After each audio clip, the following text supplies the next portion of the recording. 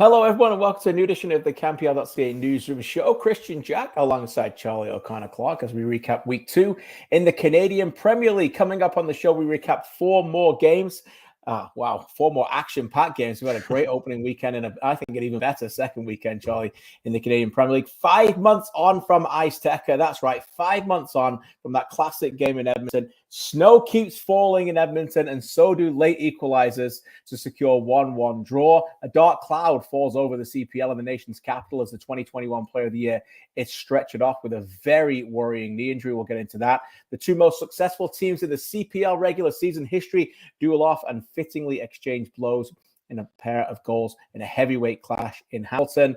And on the island, it was not quite Marco solo, but Bustos provides a masterclass as the champs beat Valour with 3 assists and 3 goals. Charlie's laughing. No more comments about that. But Charlie, your thoughts on a dramatic second week in the Canadian Premier League? Yeah, it was great. It was great. I think we learned more about a lot of teams this weekend.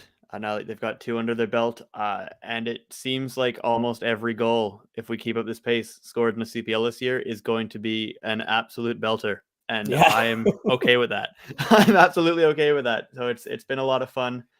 We've seen a couple players emerge over 2 games now that we can start to like talk about them and how they're starting the season well. We're into it. We're starting to get into it. It's not new anymore. We're here. We're underway. It's fun. Yes, no doubt. If you're listening later, we thank you. If you're watching live, we thank you as well. And stick around. The screamers that Charlie is referring to, you will see live right here on this show, courtesy of One Soccer. The results this week again: FC Edmonton 1, York United 1, Atlético Ottawa 1, Halifax Wanderers 0. First time in their history they win back-to-back games in the Canadian Premier League. Forge 2, Cavalry 2, and the finale on the island on the Sunday. Pacific FC on the right side of a 5-goal Easter thriller as they defeat Valour by 3 goals to 2. However, we have to start, and we will break down all the games. We have to start with the major story of the weekend. No doubt about this, Charlie. The major story of the weekend came in the nation's capital, and quite frankly, not a story we would want to talk about at all, let alone second week of the season. The game, as it was moving on. Pretty good game, an action-packed game. Halifax had a few chances. Nate Ingham was the best player on the pitch, the goalie for Ottawa. They get a goal, 1-0, great crossing by Acosta. We'll get the highlights in a second, but before we do that, we have to talk about the big story that happened late in the game, and that, of course, happens to Joao Morelli. And that was the big concern. We still don't know what happened, but watch the top of your screen there, and we can see Joao just go down. Again, highlights courtesy of One Soccer. Plants the left foot on the surface, holding his knee right away. And that is all the evidence we have at the moment. More tests have been taking place this week in Halifax. Joao tweeted out he got home. Thanks for the messages. But Stephen Hart said after the game he was very concerned for him. And Charlie, just really difficult scenes for anybody who's a fan of this league to watch.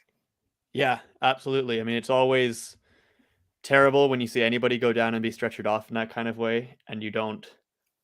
I don't want to say it's worse because it's a better player. You don't want to like rank players' injuries in terms of how good they are as players, but it's incredibly impactful that the reigning Player of the Year, reigning Golden Boot winner, the player who was arguably Halifax's best player in their first game and for large stretches of this game, is stretchered off. That's terrible for the team. And again, we still don't know what exactly the problem is, how severe it is, but it doesn't look or sound great.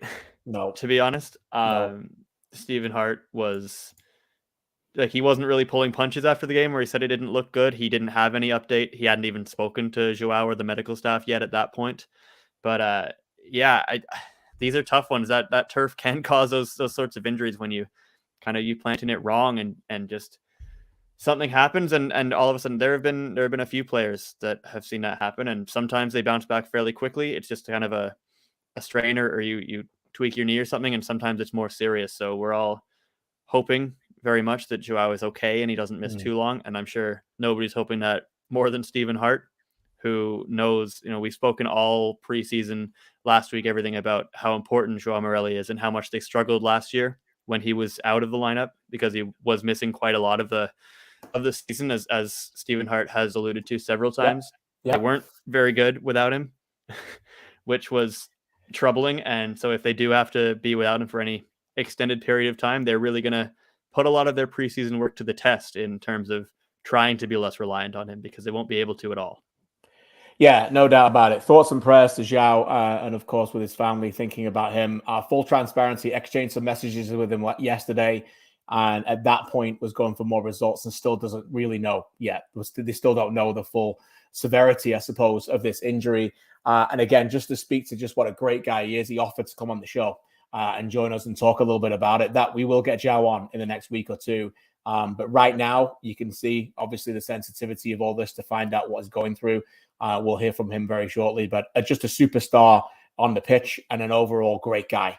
So we just can't wait for him to get back soon. And we'll talk a little bit more about that match and Ottawa off to, 100% winning start a little bit later in the show. We have to start our recap of games, though, in Hamilton, a tremendous match. As Forge against Cavalry, two real heavyweights, I suppose, in this one, came together on Saturday afternoon. It was the come-on match of the week. I was in the studio in One Soccer. Charlie was obviously at the game as well. An action-packed start by Alessandro Hajabrapor just 3 minutes in. And if you ever want to see a strike hit as sweet as this, let me know, because the kind of goal that just comes out and you cannot wait to strike the ball, Charlie. What a beautiful goal this was. Oh, it's amazing. You can almost, even on a silent highlight clip, you can almost hear it kind of fizzing upwards. It's in this straight up trajectory, and it's just, it's gorgeous. It was a gorgeous goal. Cavalry would respond, and Joe Mason would be heavily involved in it as a build-up play. I thought Mason, who obviously got a nod in the team of the week this week, the Gatorade team of the week, I thought he was excellent and a bit more of a withdrawn role. He got that fox in the box kind of look to him as well. This was a really good good goal. You can see the movement there. Ali Musi, who joined him in the team of the week, contributed, and Mason was able to put it away. Musi heavily involved again, made it 2-1 after a misplaced pass by Garvey Matusla. And at that point, Cavalry were worthy, I thought, of winning this game. Certainly the better team, some misplaced passes. And you could really start to see Forge digging deep in this one, Charlie, with a lot of injury concerns. But in the end, they found a way back, courtesy of Mr. CONCACAF himself, David Chouanier. What a strike. Yeah, that's a perfect one. And it always seems to be David Chouanier, doesn't it, with this Forge team? Whenever they really need that goal, whenever it's a big moment for them, he steps up, especially the way that he's able to come off the bench as he did in this game. He comes off the bench and he's part of a kind of a wider tactical shift with Forge, as Bobby Smirniotis spoke about a little after. I think we might hear from him as well. Yeah.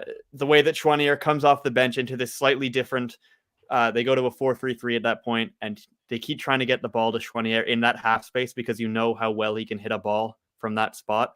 And it finally, it does come to him there. It falls for him. And he himself said, yeah, I just close my eyes and hope for the best. And it worked out pretty well, I think. I think he was being pretty, I guess, conservative in his own approach. Maybe modest is the better word, because he actually rolled the foot over the ball with his right foot to set it up too. I thought that made it a little bit more glamorous. A little bit more of Forge shortly, but Cavalry were this close, by the way, this close to becoming the first team ever in the Canadian Premier League to beat Forge while down 1-0. Forge still have never lost a game in the Canadian Premier League after leading 1-0, and they were that close to doing it. And in the end, it took a 90th minute screamer to get a point. Cavalry, I thought, did enough to get the 3 points in this one, Charlie. Before we hear from Tommy Wilden, your overall thoughts, and you were our correspondent on this. Great piece. Go check it out, CanPL.ca. Your overall analysis and thoughts, observations about the way Cavalry played in this one. Yeah, Cavalry were very, very good in this. I think that they played quite direct at times, which I think suits them a lot, especially when the way that they line up, especially against Forge there with that back three, and then two players who are ostensibly wingers playing as fullbacks or as wingbacks with Fraser Aird on one side and Ben Fisk on the other. It allowed them to just kind of get forward, and as soon as they would win the ball in midfield or something like that, they would get it out to those wide areas, they would get it up. And then the wingers up there alongside Joe Mason, Jean-Aniel Assi and Ali Musi also did a lot of work there of just driving the ball forward as much as they could and trying to find those opportunities. They didn't spend a lot of time with the ball because generally when they won the ball or when they got it, it would generally be kind of higher up the pitch and it would be quick. They'd get it up the field as quickly as they could to try and make that chance happen. So, there's a reason that they ended up with the better of the chances, I thought, for the most part. And in many senses, probably deserved to win. They had 1.7 expected goals to Forge having, I think, 0.6 or something. Yeah. Cavalry played very, very well in this game. And as you said, they were so close and definitely felt they deserved the 3 points. But they're a fun team to watch, which is how quickly they can go from defending to attacking. And I think there's no better example than their second goal, right? Where I think it's Garvin Matusala tries to break the press with a pass, gets picked off immediately, and then it's a one-touch pass to Ali Musi, who just drives at the net, finds his spot, picks it, and scores. So they're very punishing. Yeah, great day for Musi, an important day for him. It cannot just be about Mason. They have to find secondary scoring in this team. The other thing, too, I don't think there's another team in the Canadian Premier League that does not get affected by the score lines. They play the way they want to play, whether they're losing or whether they're winning. I always think it is their style. They're going to play that way. So I think that was a real compliment for me, the way they stuck to their game plan, even though they were down a goal, and in the end, they were rewarded. But tough to go home after playing a game like that you think you're going to win, and then you're denied by a 90th minute screamer. Here are some thoughts by the Cavalry head coach, Tommy Wheeldon Jr. Do you know, it's a great game. Got a lot of respect for Bobby and his coaching staff. Always puts out a good team. You know, they're never down and out. You know, you always know they're going to have moments in the game, and that's it. When Maya Bevan should have scored right near the end, you knew that was probably the chance, and you knew that they would keep going, and they did. I think they had like a front six at one point going forward, but they're a winning team, right? They've gone into CONCACAF. They've had these tough games, and I'm pleased to come here and get something out of it. I'm disappointed it wasn't all three. Obviously disappointed by the way they didn't go all three. Another reason he was disappointed was some of the officiating in the game that necessarily didn't go their way, although we're going to get into this. Forge certainly could have had some complaints as well. Here's more from Tommy after the match. Oh, got to be careful what I say, haven't I? There's eyes and ears at Canada Soccer, but what I do know is they are doing a very thorough review process, which is part of it because, you know, Philippe's a promising young official, and I do hope that today's one he learns a lesson from, because I just thought, you know, I'd like to see it myself, but it felt, and this is only my opinion, that there was a lot of 50-50s that it was favouring the home side. And, you know, from a referee that's from Ontario, I think that's hard to stomach when you come to a tough environment anyway.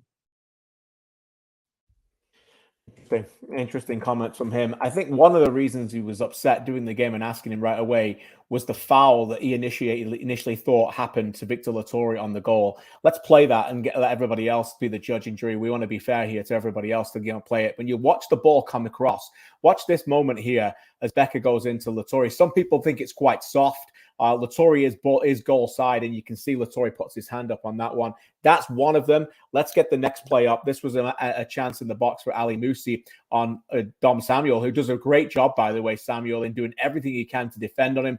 Musi, you can see, gets around him at that point, does a good job of defending, and that motion there, many people thought it was a penalty for them. And then the other one we should say, which is for the other side, Forge are winning 1-0 at this moment. Chris Nanko had a very good game down the left-hand side, goes through.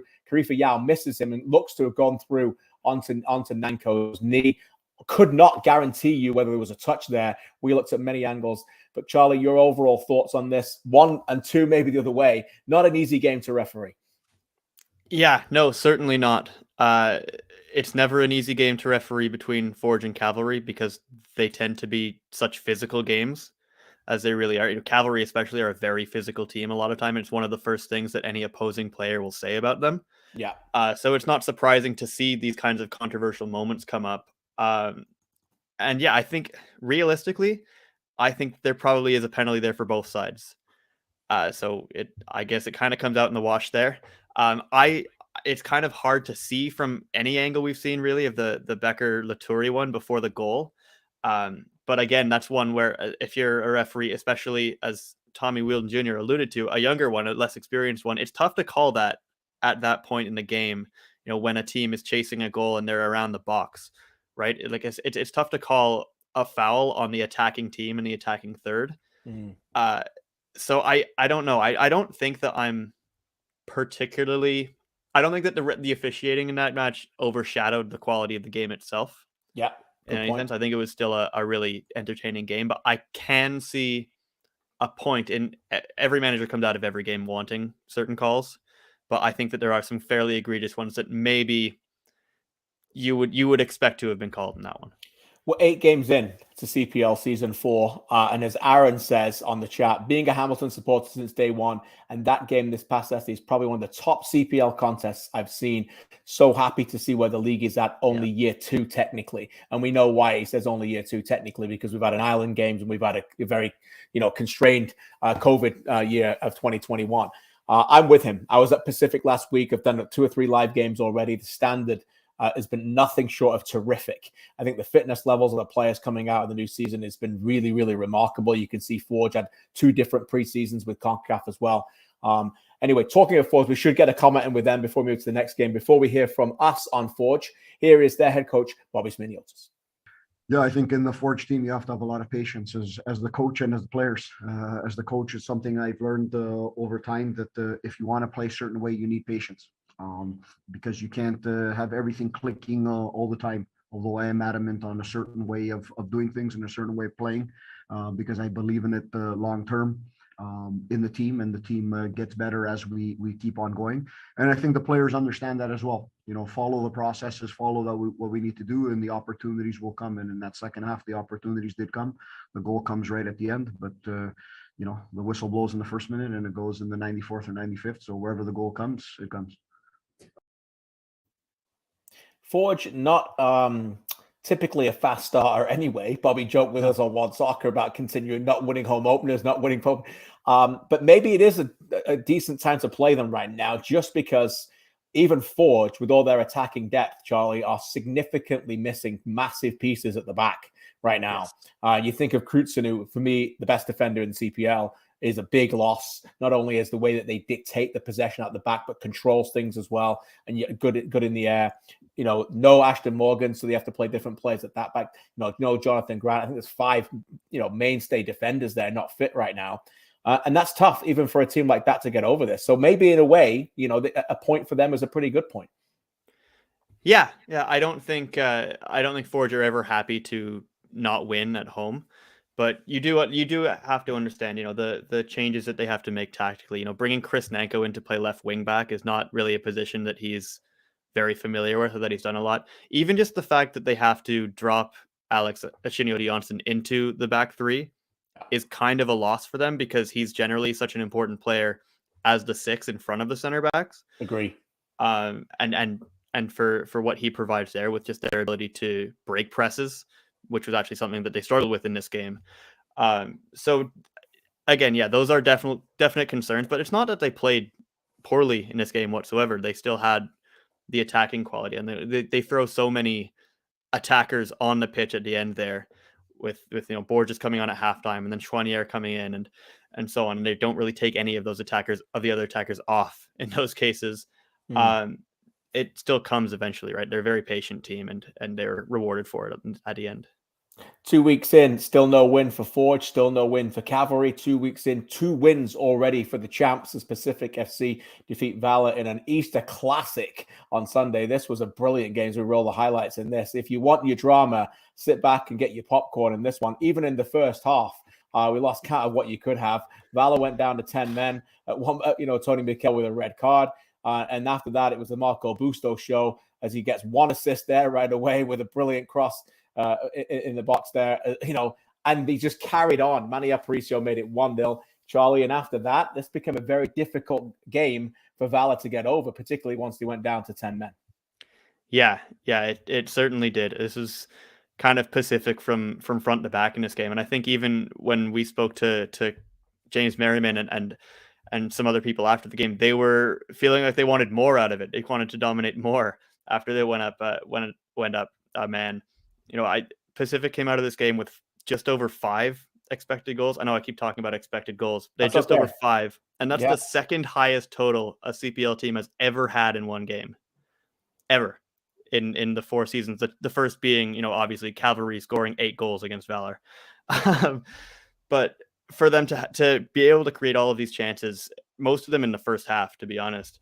And they come out of it 3 goals. I think 3-2 is a scoreline that doesn't really reflect what happened in this game. You never, even though the penalty at the last kick of the game doesn't really mean anything to the points gained or lost, it makes the score feel a little bit closer than it probably should have been in this game. And you never want to give up a penalty ever, especially if it's kind of a sloppier one. So I can understand where they're coming from. But again, it's the second week in a row, a very, very strong performance from Pacific.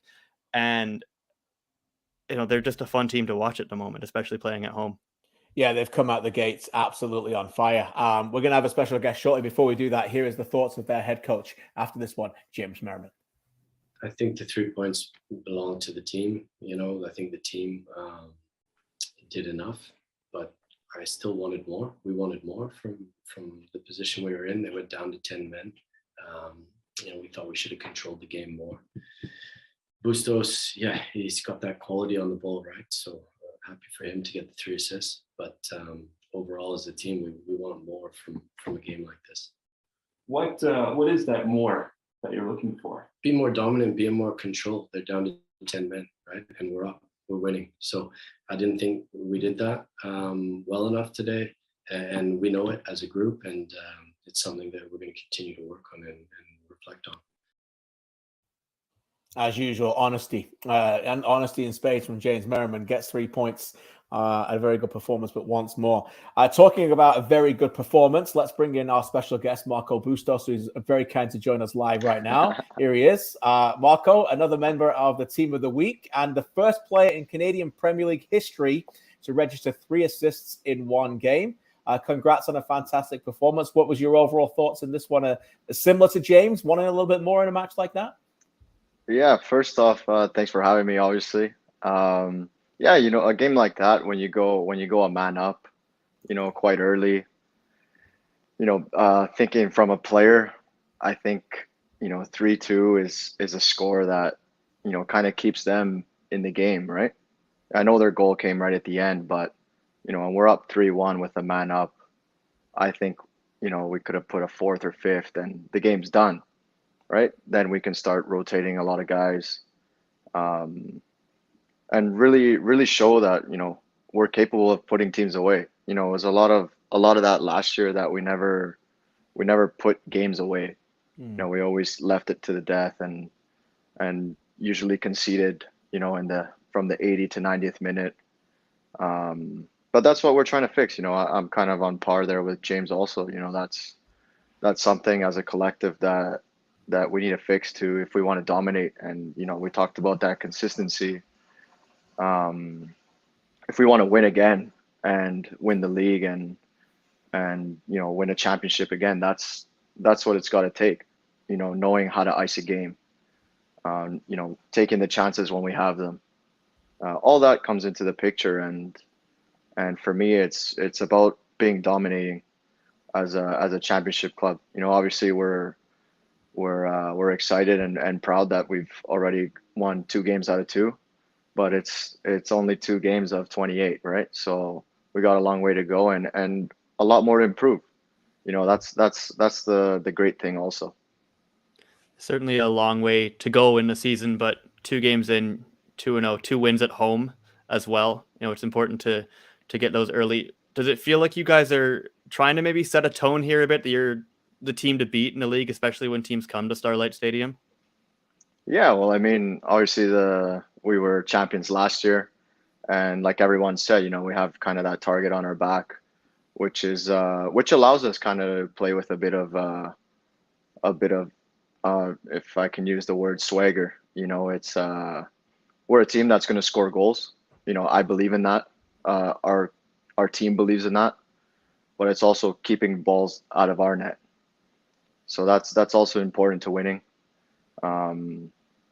We're just an excited group, a group that, the core group is back, from last year. Obviously a few had left, but again, back when those guys had left, no one talked about the replacements of what was coming in.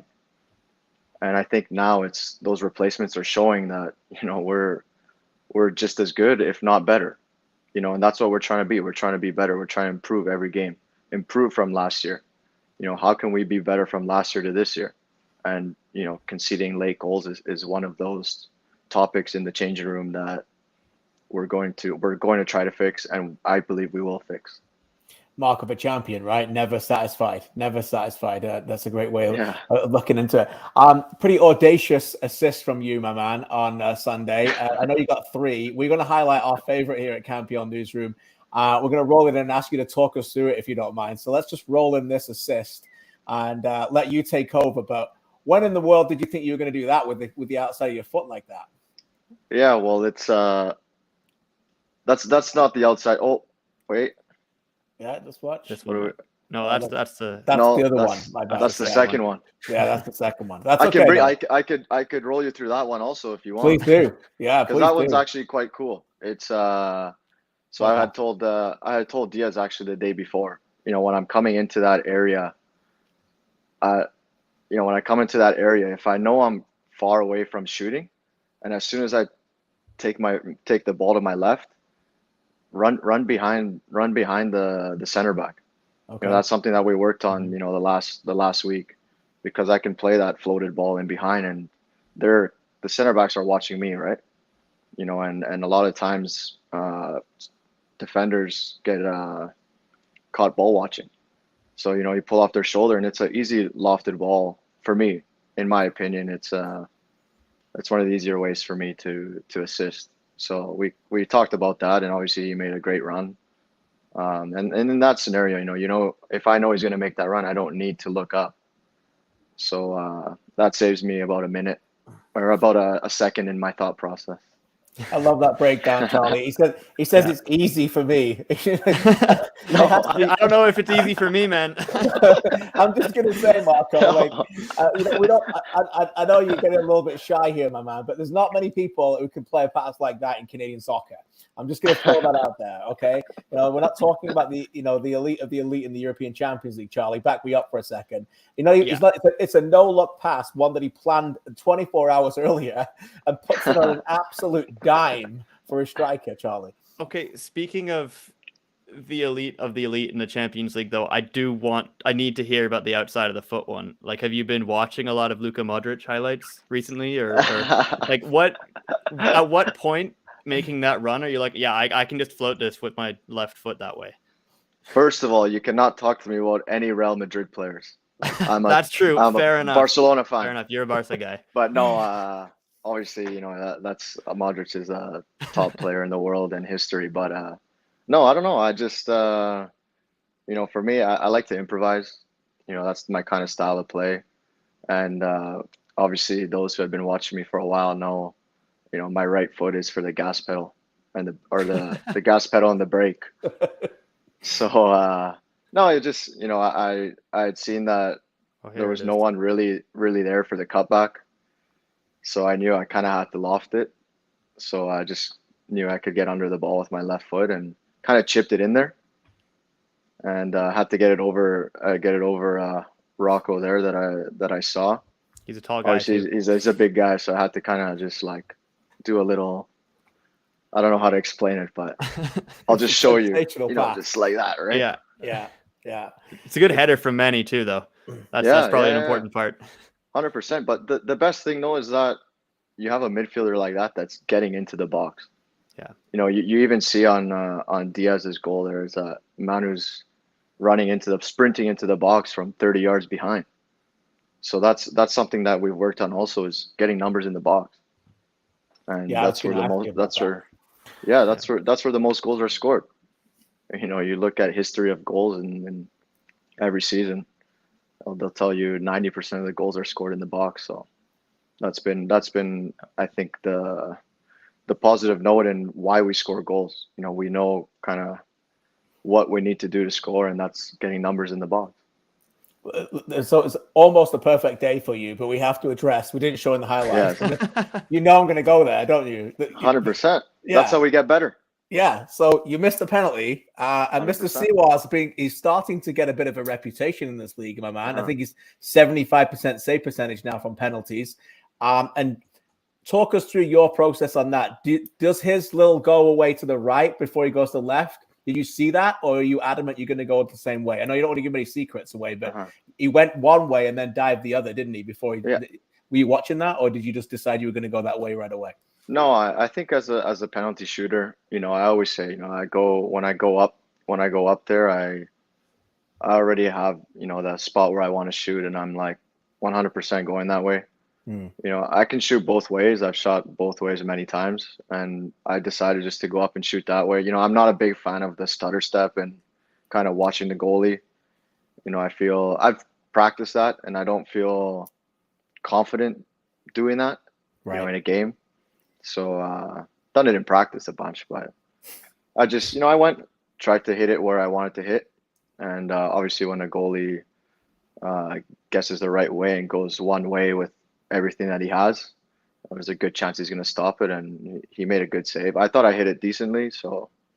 But it happens.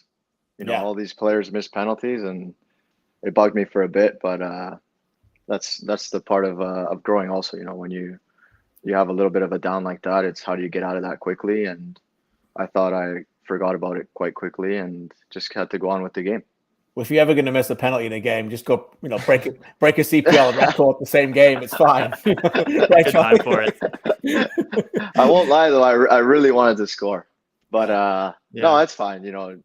For me, it's we got the 3 points done, and thankful that I had a part to help in that. And it's just when you play with good teammates and you have good people around you, it's enjoyable to play. And now we got a week's rest between most games now, and that's important too.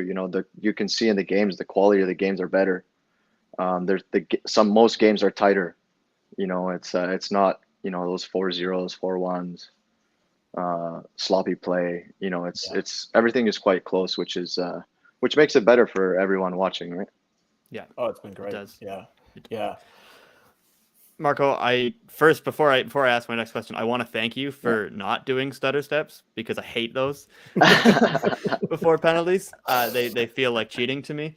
But speaking of having good people around you, I just want to ask you specifically about playing with Kunle on that side now, because you had that partnership with Caden Chung on the right for a while there, and it was really good. You played a couple games with Kunle last year on the right, but maybe not for an extended stretch of time like it looks like you're going to be able to now. So just what is he like as kind of a fullback behind you, and what's maybe different about playing with him to, say, playing with Caden last year or the year before? Yeah. So first off, I want to give a big shout out to Kunle. He's a guy that came in last year at the beginning of the year that he'll tell you himself. And I'm always try to be honest and all that, but there was never a chance where he came in and Caden was comfortable, because Caden knew, I'm going to play every game. And what we need in a team is guys pushing each other, because that'll make everyone else better, the collective better. And how much Kunle has improved in the last 12, 14 months has been incredible. One of the few guys I've seen improve so much in my career. My career has not been super long, but from what I've seen and what I've experienced, he's grown a lot.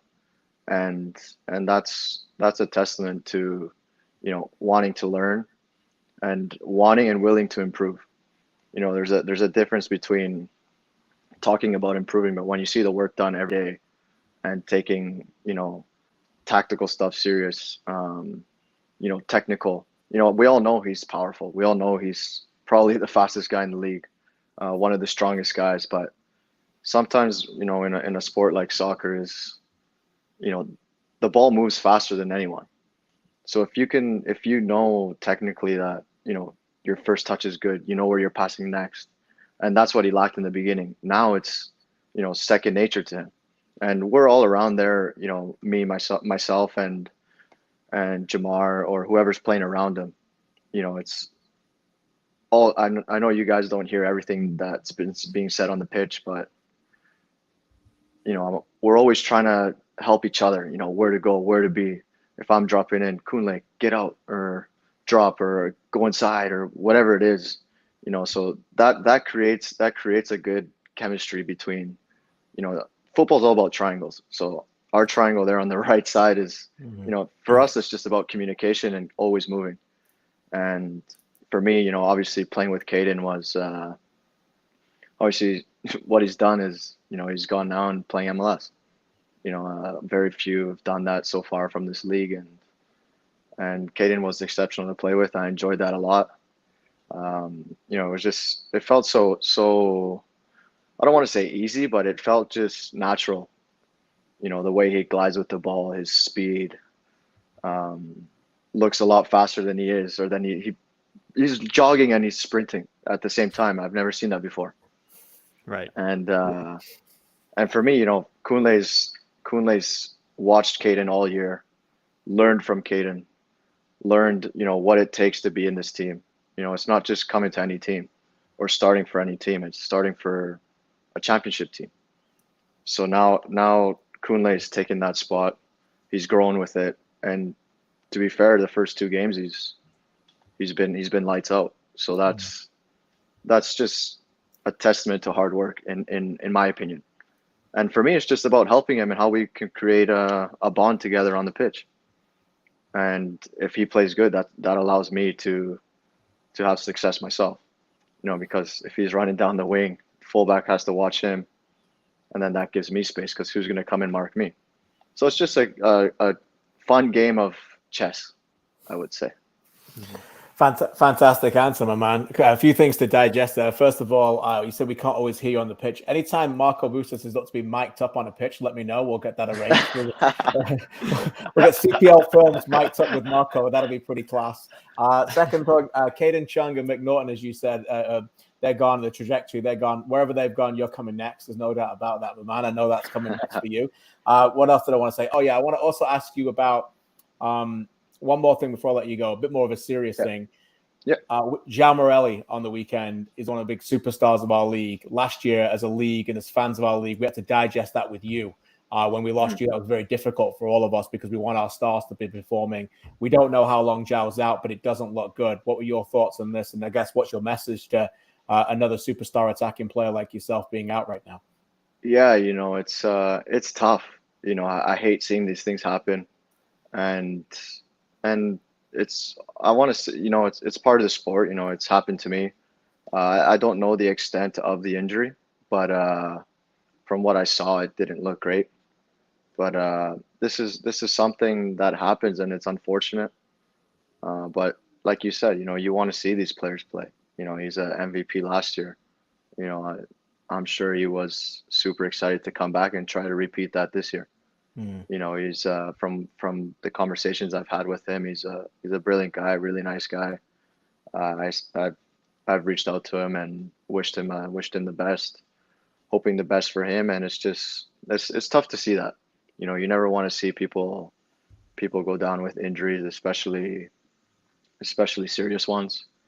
It's just I've seen it happen way too much, and it's not ideal. But right now, I know kind of how he feels, and you just kind of feel like there's nothing you can do, and really, to have support and people supporting him is important. So if anyone watching this, I would recommend you reach out, and that goes a long way, especially people I've never met or people I've never talked to reaching out to me was.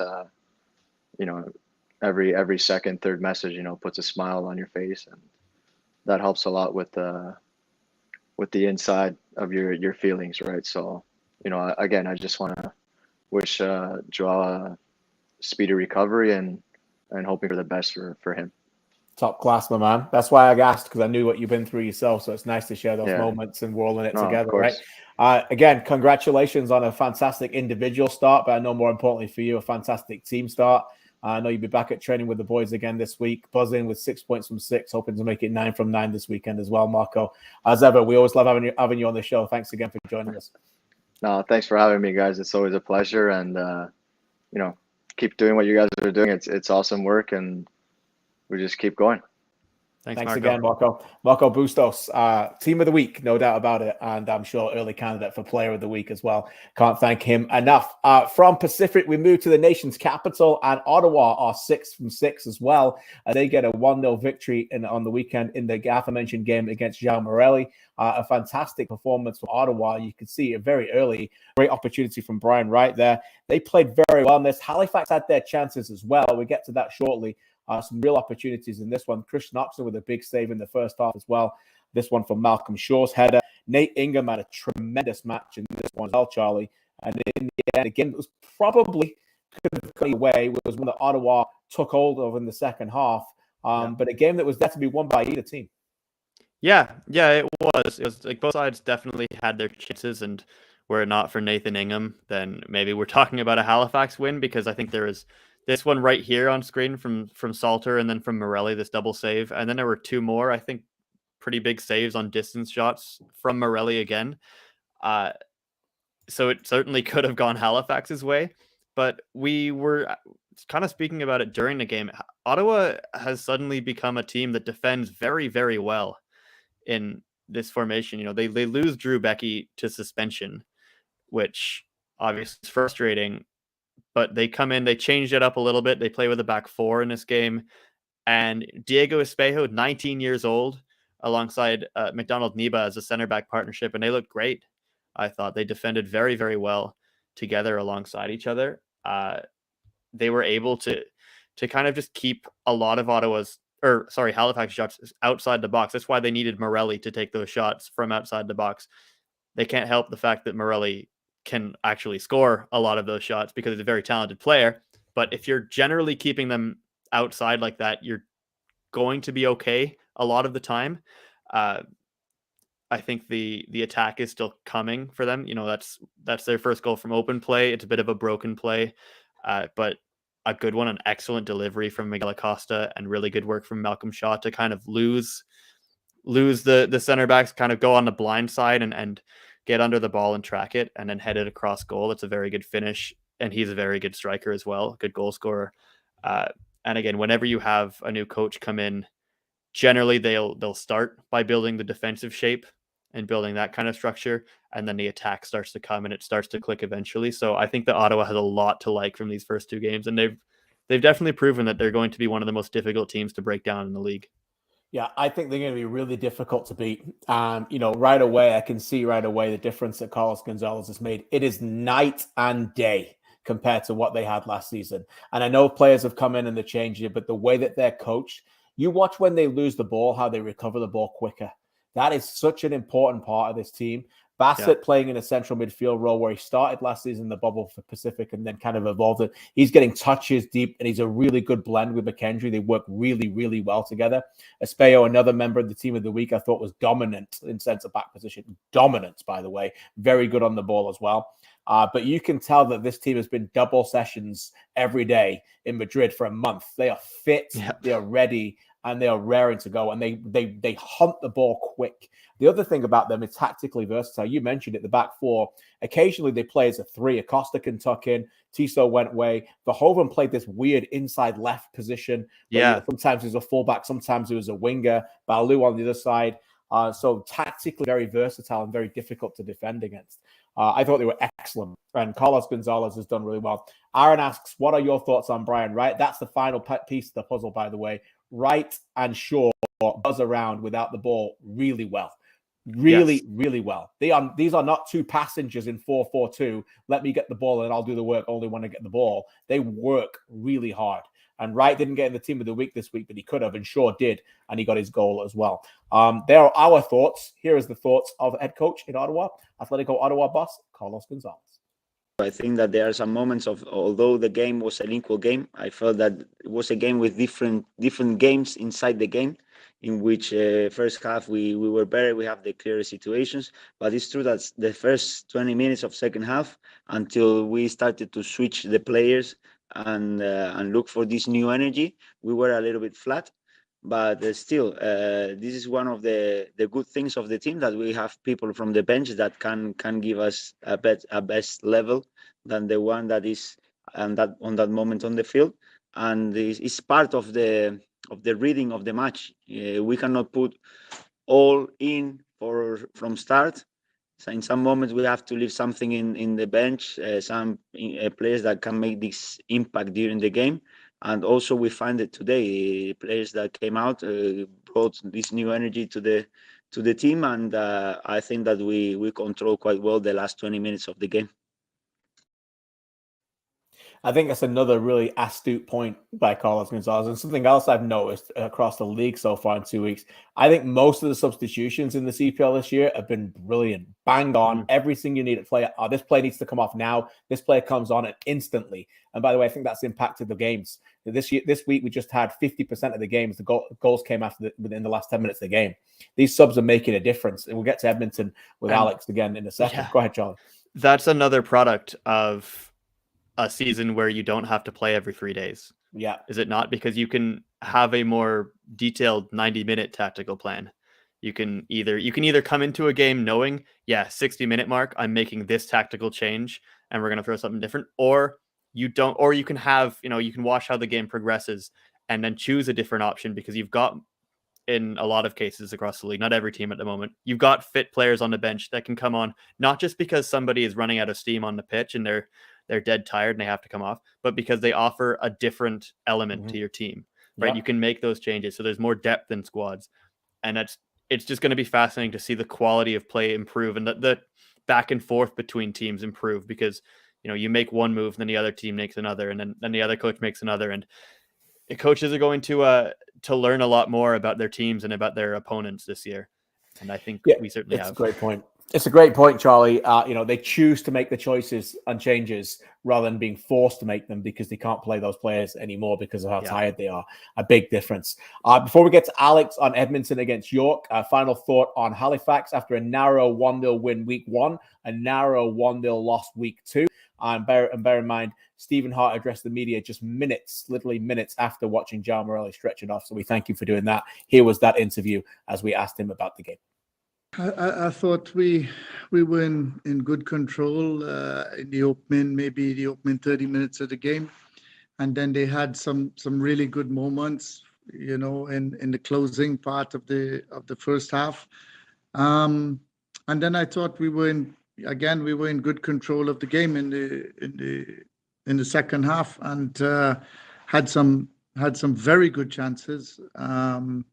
In particular, the one that fell to Salter and then the one that fell to Morelli twice. But all credit, good goalkeeping.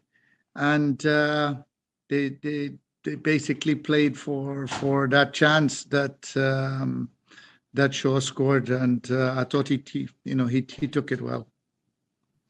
And we saw Joao Morelli come off the pitch late in the game. Wondering if you have any updates on him, or maybe what at least was troubling him. I don't know. Doesn't look good, but I haven't spoken to medical staff yet. They're still attending to him, still trying to see what's wrong. Yeah, as we said earlier, we'll think about Joao a lot over the next few days. As obviously, we wait a word on what is the actual news coming out of Halifax with the 2021 Player of the Year and Golden Boot winner, Joao Morelli. For the fourth and final game, we got our correspondent, and we welcome in Alex Gangué-Ruzic, who was there and busy again this weekend, even in Montreal, as he watched Montreal against the Whitecaps. This man, I don't think anybody else is covering live games more than this guy right now across Canada. Alex, great to be with you. Great to see you, my man. Let's roll in the highlights of the game that you covered and let us know your overall observations as you wrote on CanPL.ca. And FC Edmonton won, York United won. A pretty good game that came to light in the second half. Yeah, I mean, it was certainly a game where the first 70, 80 minutes, it felt destined for a 0-0 draw. There wasn't all that much going on. It was kind of, I guess, yes, a chess match, but one of more defensive identities. But then everything just kind of woke up. I mean, York was slowly starting to knock on the door more and more as the game went along, and that their goal was kind of coming. And then as soon as they got the lead, you thought it was over. And Edmonton finds a goal off this nice moment that we see on screen here. So it was a really fun ending to the game. Obviously, a red card on top of that. Didn't see it coming after the first half, after the first 70 minutes. But I guess credit to both coaches for adjusting and in York trying to grab a win away from home, and then Edmonton to make sure they get a home point. So ended up being a lot more exciting than I thought it would be, which it was nice to see that sort of drama. One of those where you delete, rewrite, right, Alex? That's it's the script. Pretty much. That pretty much sums up the recap. It just kind of went out the window after the 82nd minute. Yeah, it was the same in Hamilton anyway, so yeah, I know exactly. your pain. You had it, Charlie, too. Azazi de Rosario, obviously with a fantastic strike to make it 1-0. Mastercatcher made it 1-1, and then the scuffle at the end where CJ Smith saw a red card for bringing his hand to the face of Dean and Abzi. We have to start, though, Alex, with the main talking point being FC Edmonton for a second week in a row. We know the offseason they had. They know the turnover we had. I forget which coach told us live on the preview show that it was never going to be easy playing them because we've got a lot to prove. But I think they've exceeded most people's expectations in the way they've stayed in games and been resilient. No, Alex, to find their way back into these games and get 1-1 draws where many people thought they probably could have rolled them over a lot of time. Yeah, I mean, they're just super well drilled. I think Alan Koch, historically, that's kind of been a calling card. You can see it back to his Whitecaps FC2 teams. They're always, if anything, they're always going to be organized and defensively sturdy. Over to Cincinnati as well.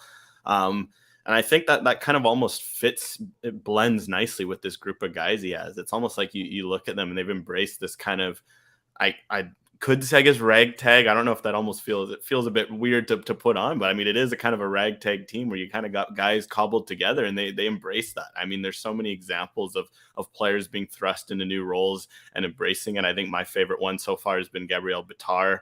He kind of talked about it heading in, and I was curious to see how he'd fare, and he looks like a midfielder. It was kind of wild to think that, 2 years ago, I'm watching this guy play up front for Carleton, and now he's in the middle of the park for Edmonton. He's putting in a shift. He looks technically sound on the ball. He looks like he's been playing there for years, and I think that's going to be a calling card for this Edmonton team, and the fact they've embraced being this faceless team, and there's nothing wrong with that. I think sometimes as a coach that can almost be a challenge. You get a group of guys like this and you kind of get caught trying to think you're one team when you're not, and I think Alan Koch, listening to him speak, he knows what he has at his disposal. At the same time, there's talent. You see what a guy like Tobias Warszewski, Julian Ulbrich, those two were buzzing all game, even though sometimes the support offered to them, it could be better. And I think Koch, that's also something he told after the game when talking about it. I asked him about his defensive identity. He mentioned, okay, now we're solid defensively. We also do want to be a team that does something in the attack. It doesn't want to just be hold on. But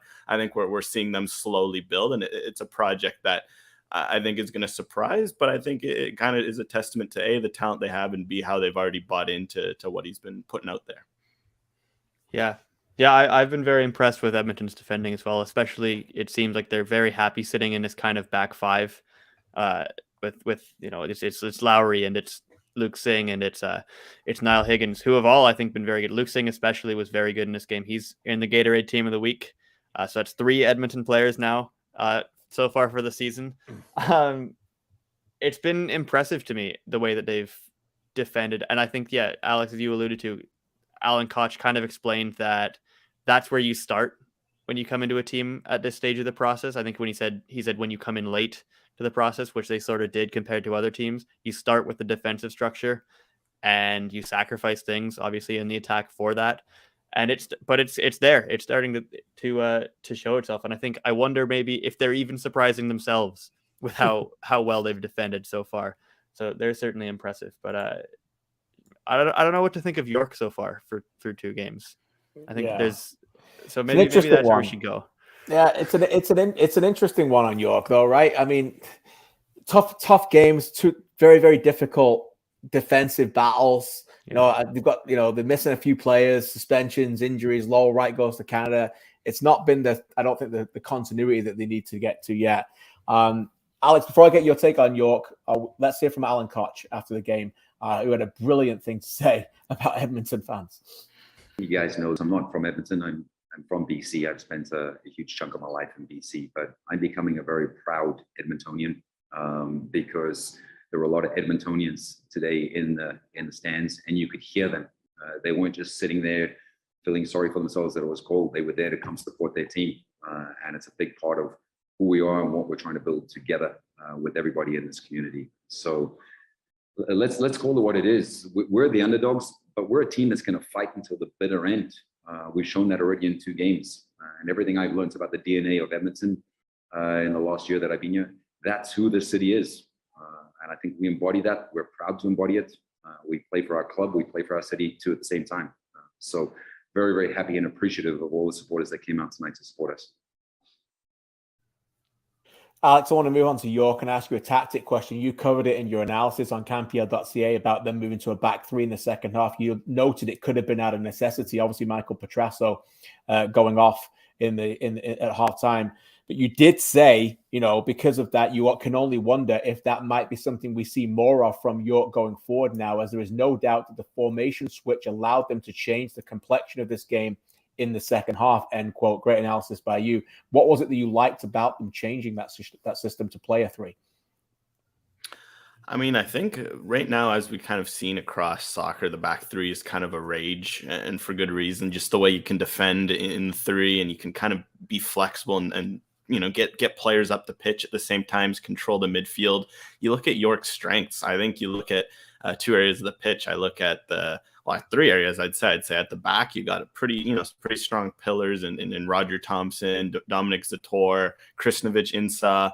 There's plenty of options you can play at center back. That's number one for me. I think number two is the wing backs. The fact that you have Diadine Abzi, fantastic player, plays wing, plays fullback, prototypical wing back. You got Max Ferrari, who more of a winger. He's kind of looked comfortable enough there. So that's number two, where you have the talented wing backs. And you got all of the midfielders that they've got as well. You got someone like you got Jordan Wilson controlling play. You got Noah Verhoeven. You got Isaiah Johnston. There's a lot of talent in that midfield. So I think they tick off the three pillars you need for a back five. And I think it shows as soon as they switched to that formation, it kind of made a difference in terms of they just started controlling play more. They started creating more of these overloads in wide areas, which when you have players like Ferrari and Abzi in those wide areas, those are the kind of guys you want to get overloaded and get into space and get overlapping up there. And I felt early in the game when it was kind of, Abzi playing a little further, obviously Ferrari not on the pitch, they weren't getting the Abzi into those sorts of positions as much as they would have liked. And as a consequence, it just kind of was felt throughout the team. They weren't controlling the ball as much in midfield. Edmonton was really offering them a resistance in their 5-3-2. And I think for York, as soon as they kind of unleashed Abzi and Ferrari, it was like a domino effect where, okay, Edmonton's panicking. Their wing backs aren't pushed up as high. They're dropping back to defend Abzi and Ferrari. All of a sudden, you're getting more space in the midfield. All of a sudden, Edmonton's line's dropping back and Di Rosario's finding pockets, which coincidentally, he scored his goal from one of those pockets. So I think with how York, the players that they have and how they want to play, just that 3-5-2 with Abzi and Ferrari kind of jolting up the wings, seemed to allow them more freedom to play the game they wanted to play and control the areas they should be controlling based on the players that they have. Yeah, great analysis. I agree with you. I mean, I can only imagine going forward seeing Ferrari and Abzi tearing up the CPL with their fullbacks. That's a pretty good pair if you can get it. And then obviously they got the defenders behind them. A disappointing day, though. Whenever you're away from home and you take the lead late in a game and you don't finish it off, it's always 2 points dropped rather than 1 point gained. With that in mind, here are the thoughts of their boss after the game, Martin Nash. I thought, we got, it was a good goal. I thought we took it well. But I thought we panicked a little bit and we're maybe a little bit rushed. Once the goal went in, we didn't calm ourselves and get to grips with the game. They had great energy and enthusiasm to try to get back in the game. We didn't deal with it too well. That's my thoughts of it right now, but I'll have to go look back at the video and the momentum shift and what we could have done better. Yeah, difficult start for them. But obviously, Cavalry at home this weekend on Friday night. Martin Nash up against his former team, Tommy Wheeldon Jr. That'll be pretty special as well. We'll get onto that in a second. Before we finish the show, thoughts on midfielder Jordan Wilson after this one. It just feels a lot like last year a little bit. Just got to be clinical all over. And I feel like we'll get there. Like it's still, even though it's still a little new group, you know what I mean? So we gotta get our guys on the same page. Wish I could play back those 3 minutes right before, 2 minutes. I don't know how long it was in between the goals, because I feel like today we had more chances and we deserved it. But football is about results. It's not about who deserved it or things like that. So, yeah. All right, before we finish the show, a couple of headlines for you, gentlemen. We'll start with these two teams. In a clash of two winless teams next week, York hosts Cavalry on Friday night to kick off week 3. Is it possible to make a case of one team needing this more than the other as we look at the fixtures next week? York against Cavalry on Friday. Alex, first to you. York Cavalry, which one do you think needs this more as they need to get a win in the third week? I mean, if I'm going to have to pick a two, I think I'm going to go York just based the fact that they're at home. You'd think you see the FC Edmonton game on paper, you go up late against them. That's a game they should win, especially having made the playoffs last year, having lost at home in week one. I think there's just for them, they need to win this. Whereas Cavalry, you're coming off a away draw to Forge, where yes, they did drop the result at the end, but still it's always tough to sneak out a point away from home. And because of that, and as well, the fact that we're also on the road in week one, they're kind of just at the point where, okay, in these North American leagues, it's kind of all about get as many points as you can at home. Anything you get on the road is a bonus. So the fact that this is their third road game in a row, it's not as much pressure. Just try to get a draw maybe, or, and then get back home. Whereas York, second home game already, you've only got 1 point out of 2. You do want a lot, you do want to win a game like this. It's a really good answer, Charlie. Can you counter it though? Can you, as a team player, can you make the argument for Cavalry? Because I think rather just agreeing with him. I think we can, right? Because I think we certainly can. Oh, he's absolutely going to want to win. I think Cavalry has, in certain senses, you can certainly argue they've been the better team in both of their 2 games so far, and they've been if a couple things go one way or the other, they could be 2-0, and then then the answer is absolutely York. But the way that Cavalry has played in the last 2 games, I think that they're going to be very, very keen on finishing a game off here.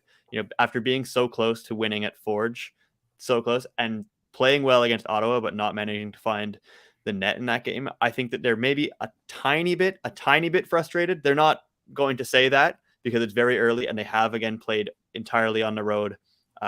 They have a lot of road games at the start of their season, so they're really just trying to build momentum for the stretch run much later, months from now. But I think there is definitely a sense with Cavalry that they want to come out of this road trip with at least one kind of marquee 3-point game that they can hang their hat on, because they've been so close in these other 2 games, and I think this is when they're going to be circling. Yeah, 9 of the first 13 away from home for Cavalry don't start at home until May the 1st, when they welcome the champs, Pacific, with some memories from last time they played them at home in the playoffs. Here are the other games to kick off week 3 as the weekend gets going. We mentioned it at York Lions Stadium. Be there if you can. It's worth it. Friday night's a great night to go out and watch York United. 7:30 kickoff. All these games live on One Soccer. York versus Cavalry. Charlie and I will be there for that one. Forge against Edmonton. We'll probably be there for that one as well on Saturday. A big clash as Forge try and get their first win. Pacific Halifax, our correspondent will be Alex. Alex will be all over that one next week as the champs try and make it 3 for 3. And Benedict Rhodes, who currently is doing his final college exam, we send all the best wishes to him, will be on Atlético Ottawa duty against Valour FC. Congrats, Benedict. I know you just killed that exam. I didn't even see it, but we all know Benedict's a clever lad, and he's fine in that one. Before I let you two gentlemen go, the final headline of the show: the Greater Vancouver area announced its location and stadium plans in a packed press conference last Wednesday at the Langley Event Center. I was delighted to be there, and the buzz was real, gentlemen. Speaking to a lot of people around that location, a lot of kids, a lot of very excited people who don't live downtown who are dying to go out to this. Alex, I know you're a West Coast guy. Your thoughts on this, first of all, and how excited are you to see a Vancouver team come to the Greater Vancouver area? Yeah, I think it's going to be huge. There's an appetite for soccer in Vancouver. I think we see it with a lot of the local grounds support that there is. You see it with League One BC coming in. I think there's going to be a lot of excitement for that with some of the inaugural teams. I'm excited to go get stuck into that and see the kind of grassroots support that there'll be for some of those teams. I've seen it a bit firsthand over the last few years. So I think it's huge to have an opportunity like that. A lot of people in Vancouver are starting to take note of what's going on over on at the island with Pacific FC, and the fact that it's going to be the same branch of the ownership group with Rob Friend heading the operation. They'll see that familiar face. They'll know what he's capable of, and they'll realize it's good soccer. So I think Langley as the location, I think in terms of transportation, it's pretty easy to get to. There is some work to be done in terms of making it accessible in terms of transit, but in terms of a drive, it's a fairly easy drive. So I think a lot of fans will head out there, especially with the state of the Vancouver Whitecaps right now. just isn't the same draw that it was 5 years ago. And I think if the Fraser Valley team can come out and market themselves well and put out an enjoyable product in year one, I think they can really grab some of those fans, especially fans who are dying to feel part of a club, whereas something like the Vancouver right now, they're not evoking that sort of sentiment. And I think if Fraser Valley can do that, it's going to be they'll be well supported from day one. Yeah, very interesting, and not the first time I've heard that. I don't live there, but the first time I've heard that from a lot of dedicated Vancouver Whitecaps fans, who actually I met many of them last week. Aaron in the chat asks, "What's the state of the pitch like?" Very, very good. I was there, and by the way, it's brand new, and nobody is playing on it. They're ready for this. They're keeping it. They're preserving it. Hardly anybody is allowed on it. So yeah, you don't need to worry about that. Charlie, as ever, I will hand the last word to you, my friend, but the CPL coming to the Greater Vancouver area just feels right. Yeah, it does. And it's been something that I think a lot of people have wanted and spoken about for some years now, even since the very, very beginning of the CPL coming into existence. I personally have not been to Langley.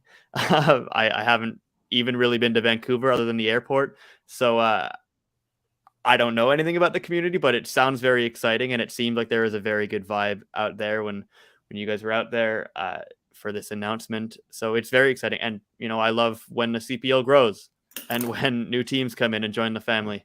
So I just can't wait to see another professional soccer team begin in Canada. Yeah, one of the gentlemen out there I was talking to, one of many, I think many of the locals were throwing stats at me. I was trying to keep up with it, but I think somebody said 600,000 people within 15 minutes or something of the field, which is just remarkable, a remarkable population. Again, Charlie, Alex, can't thank you guys enough. Again, read the fine work of these two gentlemen at CanPL.ca, also OneSoccer.ca, all your CPL coverage there as well. And One Soccer, your home for the Canadian Premier League. Continue to watch all the games. They're there right now, guys. You can watch the highlights on YouTube. You can watch the full games on One Soccer on demand anytime you want, with the great dulcet tones of Adam Jenkins, Alf de Blassis, and many others. So the voices of the Canadian Premier League. Thank you, everybody, for listening and watching. Enjoy your week. Fantastic slate of games next week, and we'll be back next Monday to recap them. God bless. Take care and stay safe.